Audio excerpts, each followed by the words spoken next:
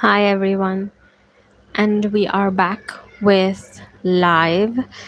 It is raining cats and dogs out there, and it's slowly starting to brighten up. It is a really, really fun time. Uh, Rain, reading, and then daydreaming. It couldn't get any better. So, um, we maybe take over chapter 7, but mostly it would just be chapter 6. I Last time in the video I heard that my voice wasn't clear, like coming through for a while, and then it started coming through, so I think we could go for that.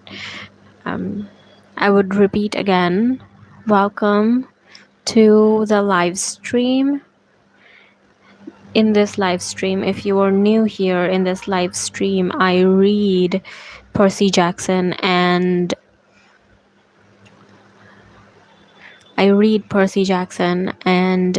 I review, I react, because I've never read The Lightning Thief and the rest of the series. It has been a great time reading this. I feel very enthusiastic reading this. So let's continue with chapter 6. Maybe we'll go with chapter 7. You see, I just want to even it out because there are 22 chapters. So if we even it out, if we take 2 chapters per day, it would be like the last 2 chapters would be played together, and I think it works out well. But see, I did 1 1 1, and then yesterday I did 2.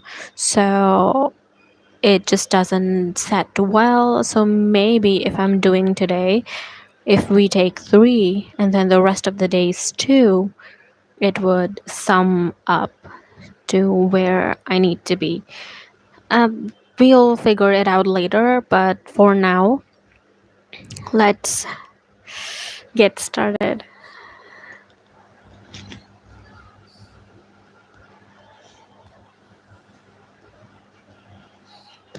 I know I'm a very impatient person. I said I will start at 4, but it's like 3:59 right now.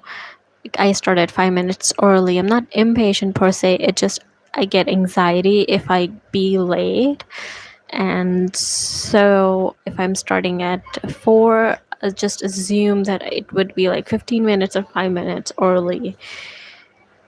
It's more of a problem than a great timing, a great being a great person.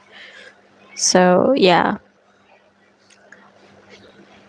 I think we should start it. Oh my god, this seems like a class. Whenever I go to class and the teacher is like, "Oh, it's still not 4. Let's wait for other students and let's wait for when it's 4 and then we will start the class."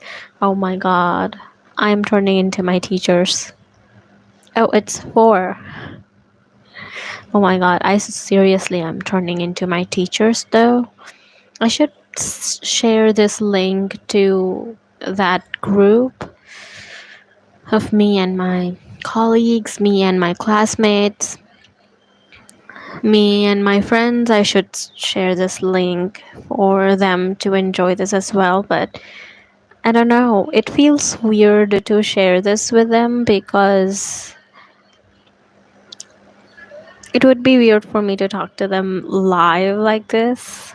I don't know. If they join, I don't mind, but if they don't join, I think it's for the best. Okay, let's get started. Chapter 6. I become Supreme Lord of the Bathroom. I don't know, man. I don't think anybody should be Supreme Lord of the Bathroom, but we'll see where this goes. If I get too into this, then you will hear me be very dramatic and fast and go crazy about it without lifting my head up. So heads up for that. So, in the previous chapters, we had some great fun. Percy lost his mom. He realized that gods are real and they live amongst us, and the gods currently are in America, and he hasn't really had time to soak all of it in, including with the fact that he has lost his mother. He thinks that his mother has died, but let's see. Like, she was apparently dissolved, so I'm not so sure that she died. So let's see if she actually has died or not.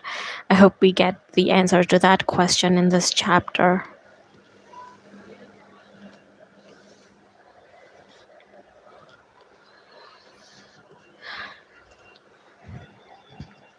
Once I got over the fact that my Latin teacher was a horse, we had a nice tour. Though I was careful not to walk behind him. I'd done Pooper Scooper patrol in Macy's Thanksgiving parade a few times, and I'm sorry I did not trust Chiron's back and the way I trusted his front. Did he just. Percy just commented that he does not want to lift his teacher's poop.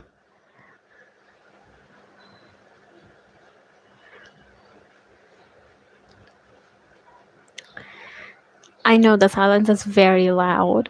It is very loud inside my head as well. We passed the volleyball pit. Several of the campers nudged each other. One pointed to the minotaur horn I was carrying. Another said, "That's him." Most of the campers were older than me. Their satyr friends were bigger than Grover, all of them trotting around in orange Camp Half-Blood t-shirts with nothing else to cover their bare, shaggy hindquarters. I wasn't normally shy, but the way they stared at me made me uncomfortable. I felt like they were expecting me to do a cartwheel or something. I looked back at the farmhouse. It was a lot bigger than I'd realized. 4 stories tall, sky blue with white trim, like an upmarket seaside resort.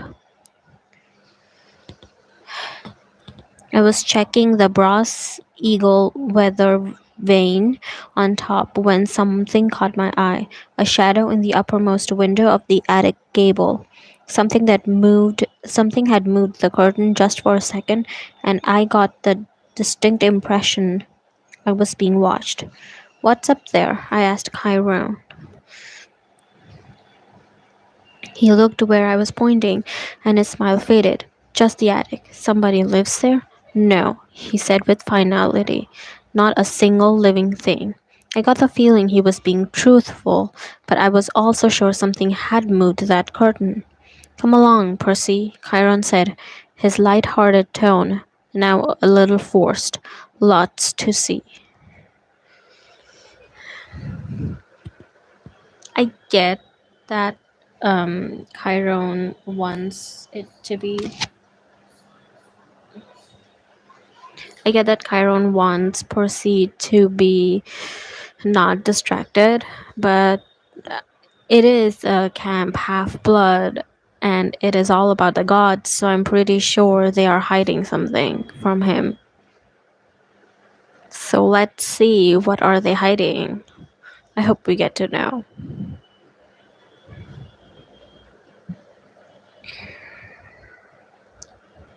I know I'm very pretty, but what can I do?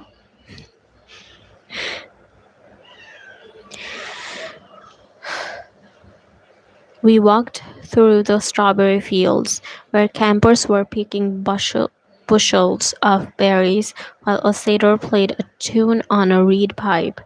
Chiron told me that camp grew a nice crop for export to New York restaurants and Mount Olympus. "It pays our expenses," he explained, "and the strawberries take almost no effort." He said Mr. D had this effect on fruit-bearing plants. They just went crazy when he was around. It worked best with wine grapes, but Mr. D was restricted from growing those, so they grew strawberry instead. I watched the satyr playing his pipe. His music was causing lines of bugs to leave the strawberry patch in every direction, like like refugees fleeing a fire. I wondered if Grover could work that kind of magic with music. I wondered if he was still inside the farmhouse, being lectured by Mr. D. Wait, I want to try something. So, actually, I have stuck my phone on the, not stuck, but I've supported my phone on the laptop screen. So, currently, if I'm doing anything, I am doing on the laptop behind the phone.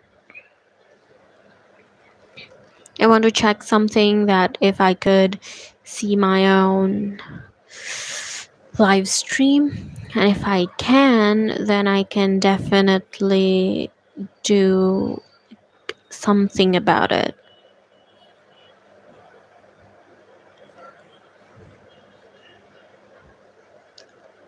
It does say I am live. Oh, I can see myself. It looks weird because it is opposite, but I think it's great.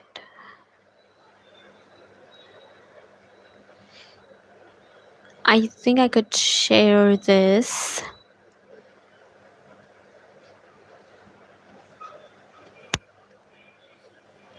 Hold on. If I just copy the link and I open the WhatsApp then and share it, then maybe my friends can join me. Yeah, I'm not so sure about this, but if it works out, then it's great. I'm not a tech savvy person, so this is all I've got my way to do. Also, my hair is super frizzy. It has been humid out there for a week, so this is like the perfect way. Um, I don't know. I feel weird about this. You know what? I'll just post on my um, WhatsApp stories, and if it works out, then it works out. If it doesn't, then it doesn't. I don't think I can do that from the laptop. Oh shit. Oh, maybe if I copy the link on the phone and then I do this, I might not be reconnected. I will have to reconnect myself to the live stream, but I think it work out. Yes, let me text myself the link and I can get it done.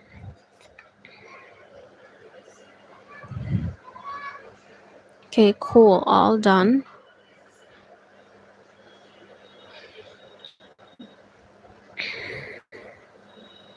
Oh god, the internet is slow. Okay, it's done. Okay, cool. So now all I have to do is I will join you in a few minutes. Hi, we are back with the live stream. Yes, it is weird. Okay, let's continue where we had left this.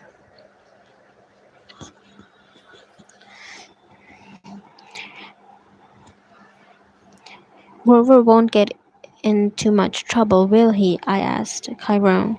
I mean, he was a good protector, really. Chiron sighed.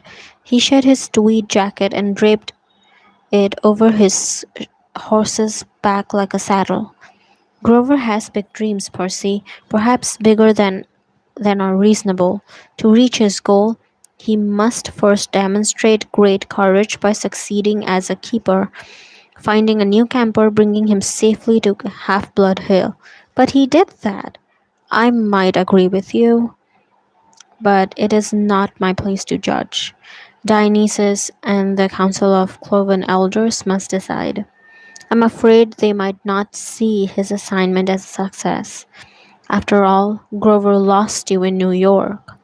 Then there's the unfortunate fate of your mother, and the fact that Grover was unconscious when you dragged him over the property line. The council might question whether this shows any courage on Grover's part.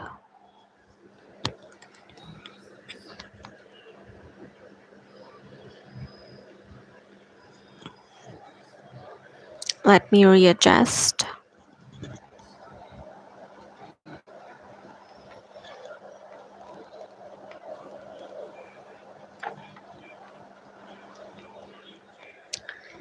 All readjusted.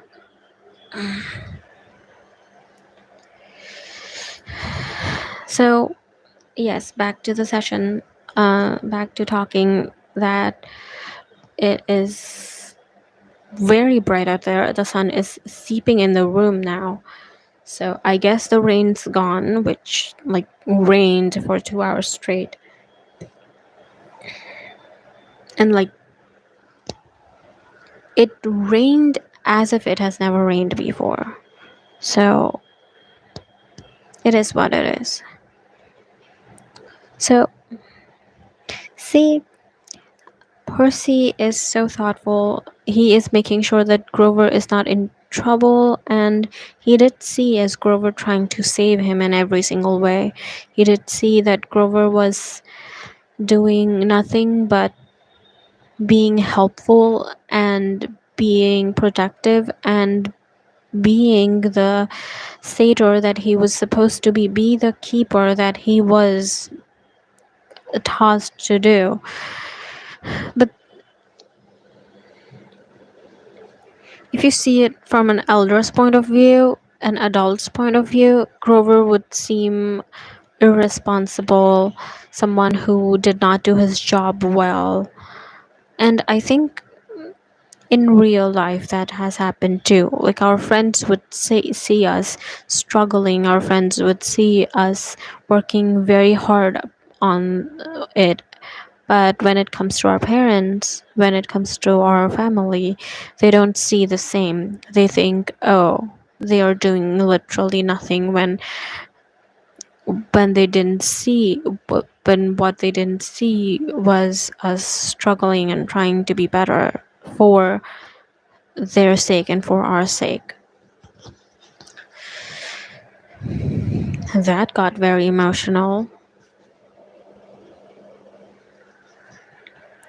So, back to the story.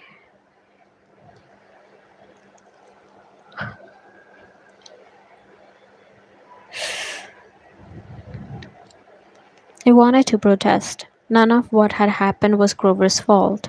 I also felt really, really guilty.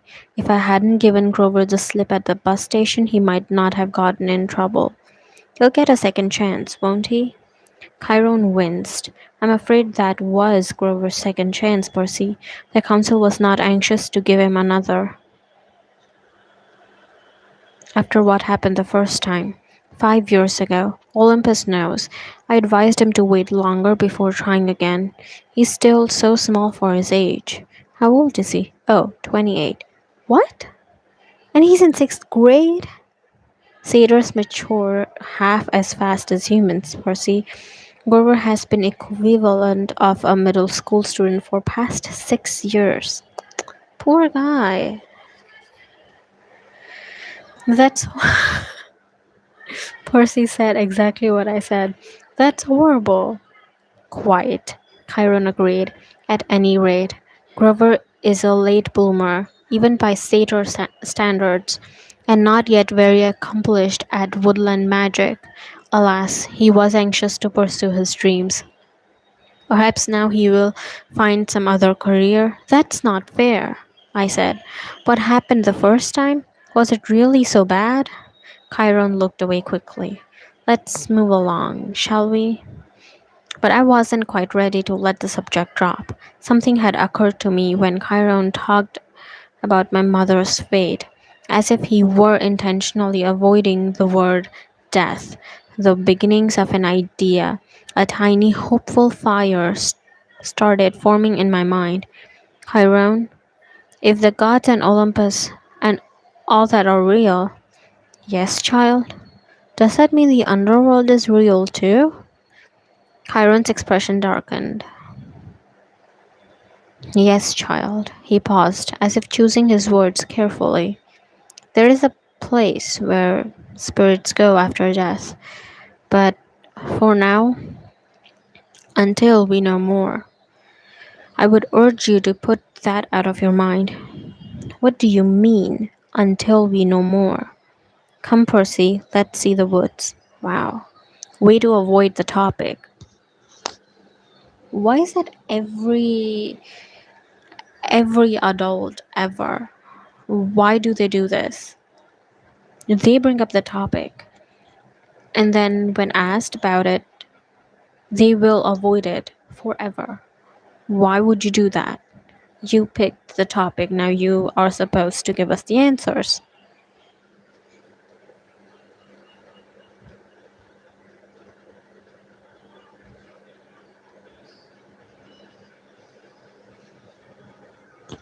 After we got closer, I realized how huge the forest was.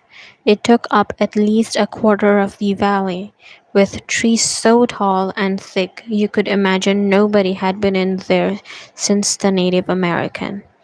Chiron said, "The woods are stocked, if you care to try your luck, but go armed." Stocked with what? Armed with what? You'll see. Capture the flag is Friday night. Do you have your own sword and shield? My own? No, I don't suppose you do. I think a size 5 will do.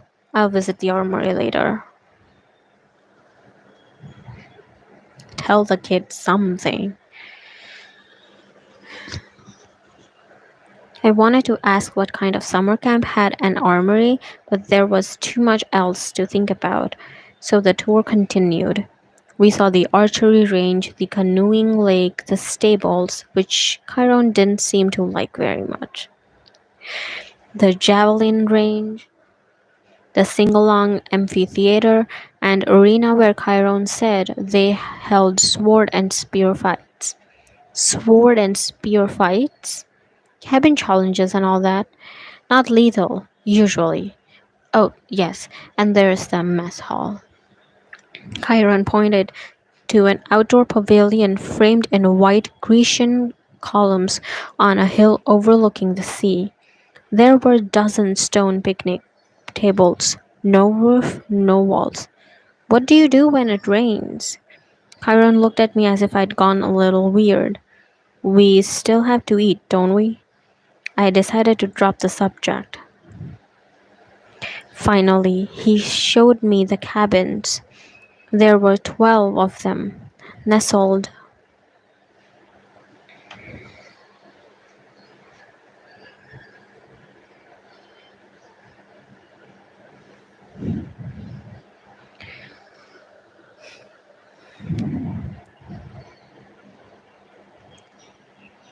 There were 12 of them nestled in the woods by the lake. They were arranged in a U, with 2 at the base and 5 in a row on either side, and they were without a doubt the most bizarre collection of buildings I had seen. Except for the fact that each had large brass number above the door, odds on the left side, evens on the right. They looked absolutely nothing alike. Number 9 had stone stacks like a tiny factory. Number 4 had tomato vines on the walls and roof made out of real grass. 7 seemed to be made of solid gold, which gleamed so much in the sunlight it was almost impossible to look at it. They all faced a common faced a commons area about the size of a soccer field, dotted with Greek statues, fountains, flower beds, and a couple of basketball hoops, which were more my speed. In the center of the field was a huge stone lined fire pit. Even though it was a warm afternoon, the hearth smoldered. A girl about 9 years old was tending the flames, poking the coals with a stick. The pair of cabins at the head of the fields, numbers 1 and 2, looked like his and hers mausoleums, big white marble boxes with heavy columns in front. Cabin 1 was the biggest, bulkiest of the 12. Its polished bronze doors shimmered like holograph, so that from different angles lightning bolts seemed to strike across them. Cabin 2 was more graceful somehow, with slimmer columns, garlanded with pomegranates and flowers. The walls were carved with images of peacocks. Zeus and Hera? I guessed. Correct, Chiron said. Their cabins look empty. Several of the cabins are. That's true. No one ever stays in one or two. Okay, so each cabin had a different god, like a mascot. Oh, sweetheart.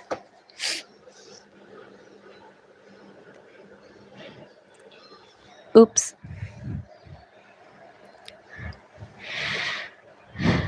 12 cabins for the 12 Olympians, but why would some be empty? I stopped in front of the first cabin on the left, cabin 3. I stopped in front of the first cabin on the left, cabin 3. It wasn't high and mighty like cabin 1, but long and low and solid. The outer walls were rough gray stone studded with pieces of seashell and coral, as if the slab had been hewn straight from the bottom of the ocean. I peeked inside the open doorway, and Chiron said, "Oh, I wouldn't do that." Before I could pull me back, I caught the salty scent of the interior, like the wind on the shore of Montauk. The interior walls glowed like abalone. There were 6 empty bunk beds with silk sheets turned down, but there was no sign anyone had ever slept there. The place felt so sad and lonely. I was glad when Chiron put his hand on my shoulder and said, "Come along, Percy." Most of the other cabins were crowded with campers. Number 5 was bright red, a real nasty paint job, as if the color had been splashed on with buckets and fists. The roof was lined with barbed wire.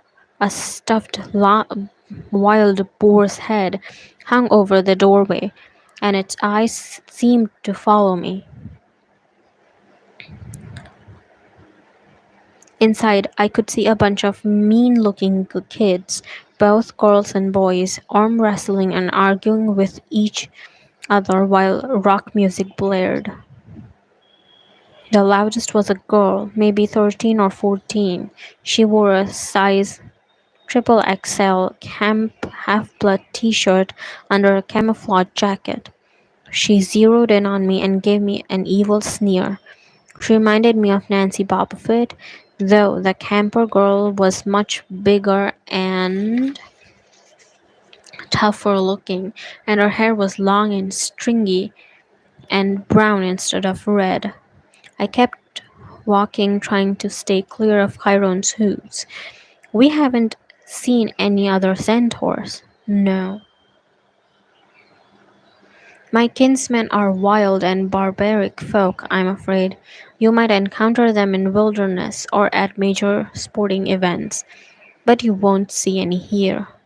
You said your name was Chiron. Are you really the Chiron from the stories? Trainer of Hercules and all that? Yes, Percy, I am. But shouldn't you be dead? Yes, important question. Chiron paused, as if the question intrigued him. I honestly don't know what should be. The truth is, I can't be dead. You see, eons ago the gods granted my wish. I could continue the work I loved. I could be a teacher of heroes as long as humanity needed me. I gained much from the wish, and I gave up much. But I'm still here, so I can only assume I'm still needed. I thought about being a teacher for 3,000 years. It wouldn't have made my top 10 things to wish for list. Doesn't it ever get boring? No, no. Horribly depressing at times, but never boring. Why depressing? Chiron seemed to turn hard of hearing again. Oh, look, Annabeth is waiting for us. That's one way of avoiding the subject. Calling the cute blonde girl. Not cute. I'm pretty sure cute is not what we would define for Annabeth, but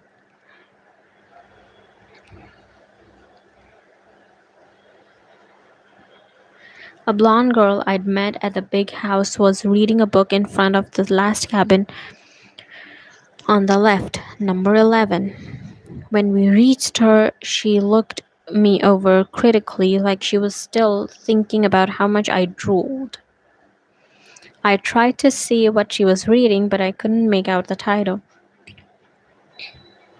I thought my dyslexia was acting up. Then I realized title wasn't even English. The letters looked Greek to me. I mean, literally Greek. There were pictures of temples and statues and different kinds of columns, like those in an architecture book. Annabeth, I have master's archery class at noon. Would you take Percy from here? Yes, sir. Cabin 11, Chiron told me, gesturing towards doorway. Make yourself at home. Out of all the cabins, 11 looked the most like a regular old summer camp cabin with emphasis on old. The threshold was worn down, the brown paint peeling over the doorway was one of those doctor symbol, a winged pole with two snakes wrapped around it. What do they call it? A caduceus. Sorry, I butchered that.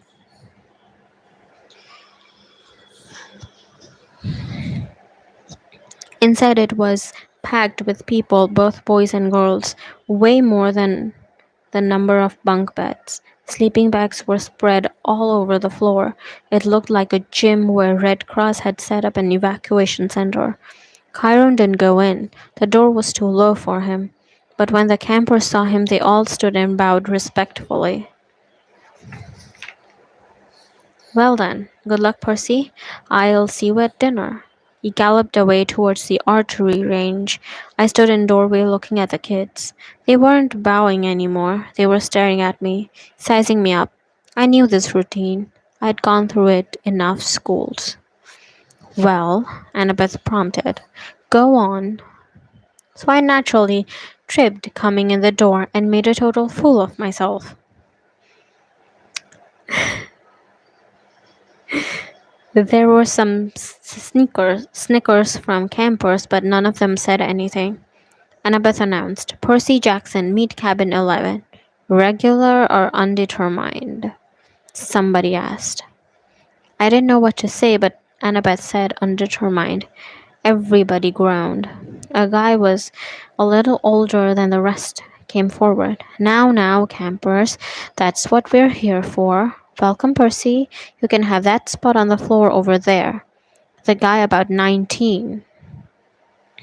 Oh, yes. The wind that would not let me read.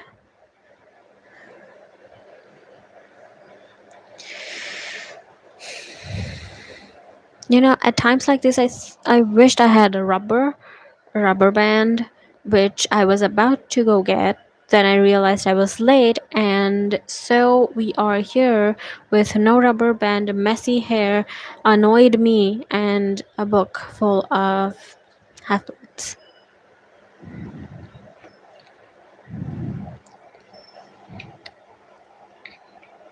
The guy was about 19, and he looked pretty cool. He was tall and muscular with short, cropped, sandy hair and a friendly smile. He wore an orange tank top, cut-off sandals, and leather necklace with 5 different colored clay beads. With The only one thing unsettling about his appearance was a thick white scar that ran just beneath his right eye to his jaw, an old knife slash.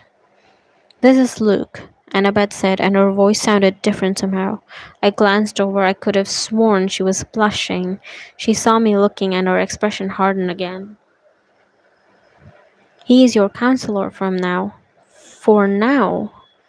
You're undetermined, Luke explained patiently. They don't know what cabin to put you in. So you're here. Cabin 11 takes all newcomers, all visitors. Naturally, we would. Hermes, our patron, is the god of travelers. I looked at the tiny section of the floor they'd given me. I had nothing to put there to mark it as my own. No luggage, no clothes, no sleeping bag, just the Minotaur's horn. I thought about setting that down, but then I remembered that Hermes was also the god of thieves.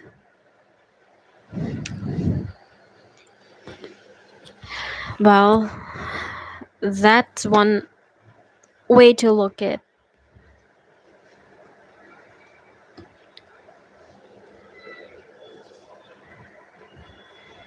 I looked around the camper's face, some sullen and suspicious, and some grinning stupidly, some eyeing me as if they were waiting for a chance to pick my pockets. How long will I be here? Good question, until you're determined. How long will that take? The campers laughed. Come on, Annabeth told me. I'll show you the volleyball court. I've already seen it. Come on. She grabbed my wrist and dragged me outside. I could hear the kids of the cabin 11 laughing behind me. When we were a few meters away, Annabeth said, Jackson, you have to do better than that. What? I think it was more like, what? She rolled her eyes and mumbled under her breath. I can't believe I thought you were the one. What's your problem? I was getting angry now. All I know is I killed some bull guy. Don't talk like that. You know how many kids at this camp wish they'd had your chance. To get killed? To fight the Minotaur. What do you think we train for? I shook my head. Look, if the thing I fought really was the Minotaur, the same one in the stories, yes, then there's only one. Yes, and he died like a gajillion years ago, right? Theseus killed him in the labyrinth. So, monsters don't die, Percy. They can be killed, but they don't die. Oh, thanks. That clears it up. They don't have souls like you and me. You can dispel them for a while, maybe even for a whole lifetime if you're lucky. But they are formal, primal forces. Chiron calls them archetypes. Eventually they reform. I thought about Mrs. Dodds. You mean if I killed one accidentally with a sword? The f- I mean your maths teacher. That's right. She's still out there. You just made her very, very mad. How did you know about Miss Dodds? You talk in your sleep. You almost called her something. A fury? Their hate is torturers, right? Annabeth glanced nervously at the ground as if she expected it to open up and swallow her. You shouldn't call them by name, even here. We call them the kindly ones, if we have to speak of them at all. Look, is there anything we can say without it thundering? I sound whiny, even to myself, but right then I didn't care. What do I have to Why do I have to stay in cabin 11 anyway? Everyone, why is everybody so crowded together? There are plenty of empty bunks right over there. I pointed to first few cabins. Annabeth turned pale. You don't choose a cabin, Percy. It depends on who your parents are, or your parent. She stared at me, waiting for me to get it. My mom is Sally Jackson. She works at the candy store in Grand Central Station. At least she used to. I'm sorry about your mom, Percy, but that's not what I mean. I'm talking about your other parent, your dad. He's dead. I never knew him. Annabeth sighed. Clearly, she'd had this conversation before with other kids. Your father's not dead, Percy. How can you say that? You know him? No, of course not. Then how can you say because I know you? You wouldn't be here if you weren't one of us. You don't know anything about me. No? I bet you moved around from school to school. I bet you were kicked out of a lot of them. How? Diagnosed with dyslexia, probably ADHD too. I tried to swallow my embarrassment. Why does that have to do with anything? Taken together, it's almost a sure sign. The letters float off the page when you read, right? That's because your mind is hardwired for ancient Greek. And the ADHD, you're impulsive, can't sit still in the classroom. That's your battlefield reflexes. In a real fight, they'd keep you alive. As for the attention problems, that's because you see too much, or see not too little. Your senses are better than a regular mortal's. Of course, the teachers want you medicated. Most of them are monsters. They don't want you seeing them for what they are. You sound like you went through the same thing. Most of the kids here did. If you weren't like us, you couldn't have survived the Minotaur, much less the ambrosia and nectar. Ambrosia and nectar. The food and drink we were giving you to make you better. That stuff could have killed a normal kid. It would have turned your blood to fire, your bones to sand, and you'd be dead. Face it, you're half blood. A half blood. I was reeling with so many questions. I didn't know where to start. Then a husky voice yelled, well, a newbie. I looked over. The big girl from the ugly red cabin was sauntering towards us. She had three other girls behind her, all big and ugly and mean looking like her, all wearing camo jackets. Clarice, Annabeth sighed. Why don't you go polish your spear or something? Sure, Miss Princess, the big girl said, so I can run you through with it Friday night. Rete es koracas, Annabeth said, which I somehow understood was Greek, or go to the crows, which I had a feeling it was a worse curse than it sounded. You don't stand a chance. We'll pulverize you, Clarice said, but her eye twitched. Perhaps she wasn't sure she could follow through on the threat. She turned towards me. Who's this little runt? Percy Jackson, meet Clarice, daughter of Ares. Like the war god? Clarice sneered. Got a problem with that? No, I said, recovering my wits. It explains the bad smell. Clarice growled. We got an initiation ceremony for newbies, Percy, whatever. Come on, I'll show you. Clarice, Annabeth tried to say. Stay out of it, wise girl. Annabeth looked pained, but she did not stay out of it. And I didn't really want her help. I was the new kid. I had to earn my own rep. I handed Annabeth my minotaur horn and got ready to fight. But before I knew it, Clarice had me by the neck and was dragging me towards a cinder block building that I knew immediately was the bathroom. I was kicking and punching. I'd been in plenty of fights before, but this big girl, Clarice, had hands like iron.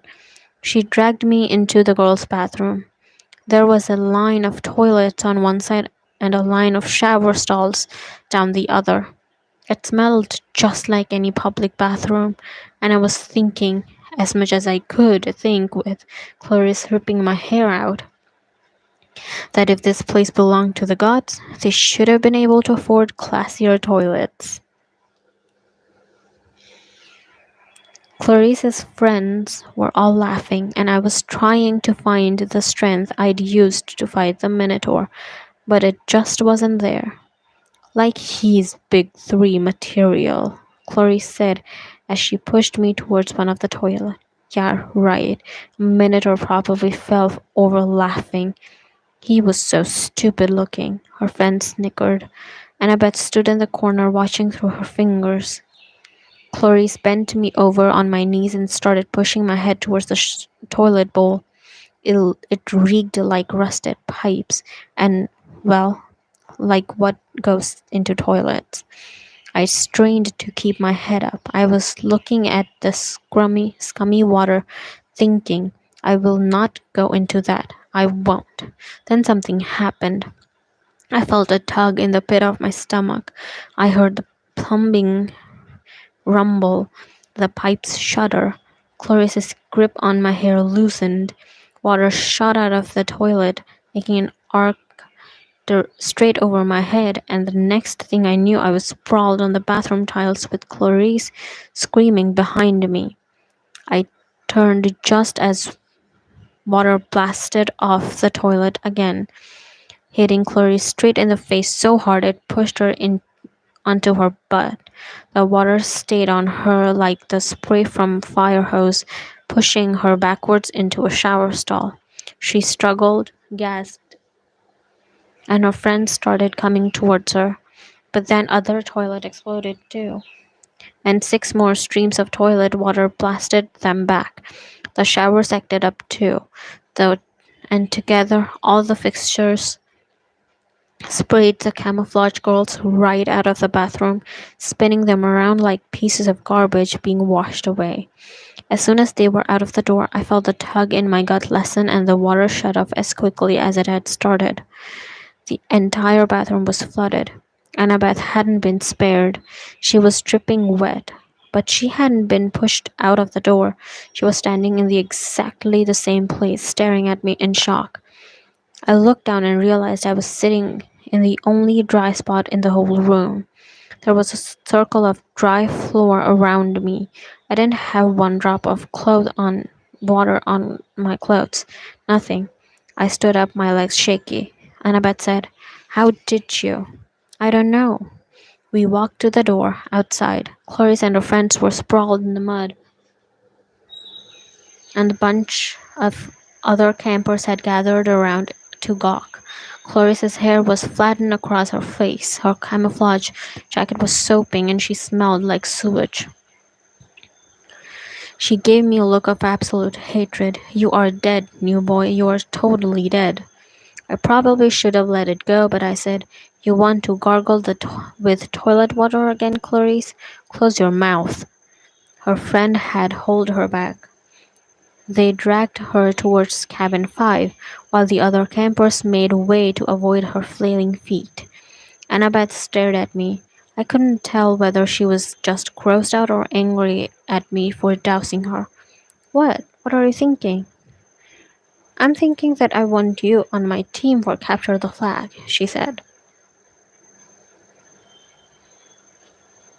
Well, that was the end of chapter 6, and we would probably do chapter 7 and chapter 8 tomorrow.